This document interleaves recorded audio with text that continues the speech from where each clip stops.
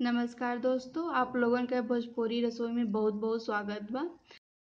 आज हम आप लोगन के शिकंजी मसाला बताए कि शिकंजी मसाला कैसे बनला।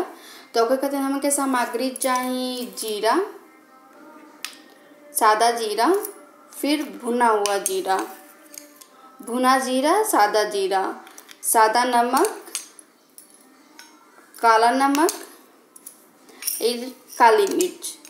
ई 5 सामान से हमन के शिकंजी मसाला बनी। ई घर के यूज कल सामान बा। ओके हमन के का कइल जाए, मसाला जौन हमन के पीसल जाला, ग्राइंडर जौन होला ओमे हमन के एके डालल जाई।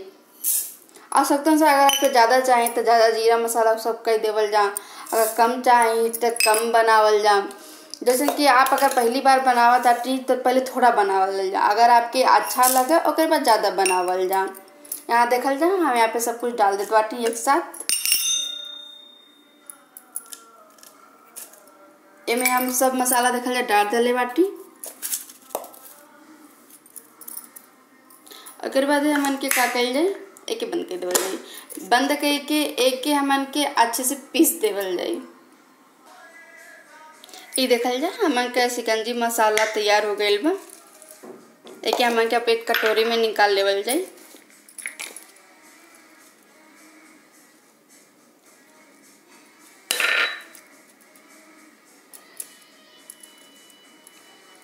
ये देखल जा, हमन के शिकंजी मसाला यहाँ तैयार हो गइल बा। देखल जा, शिकंजी मसाला हमन का तैयार हो गइल बा। कि अच्छे से मसाला ग्राइंडर में पीस देवल जाए। और यहाँ पे शिकंजी मसाला हमन के ज़्यादा 6 महीना 8 महीना कंटेनर डब्बा में बंद करके रख सकल जाला कि यूज कर सकल। जबकि ये मतलब हमन का घर का सामान का बनल बा, तेका गारंटी भी बा कि मसाला ज़्यादा दिन चली। आप ही घर पे मसाला बना लेवल जा, एक बार देख लेवल जा। अगर आपके अच्छा लगा तो हमारे चैनल लाइक और सब्सक्राइब कर देवल जा। अगर आप सब्सक्राइब कर दे तो हम आगे का नेक्स्ट वीडियो लेके आए कि शिकंजी मसाला से हमके शरबत कैसे बनाल जाला, शरबत कैसे बनल, ठंडा ठंडा शरबत कैसे बना के क्या पियल जाला शिकंजी मसाला के। तो आप सब्सक्राइब कर ले रहे तो जब नेक्स्ट वीडियो बनाए आपके तुरंत मिल जाए।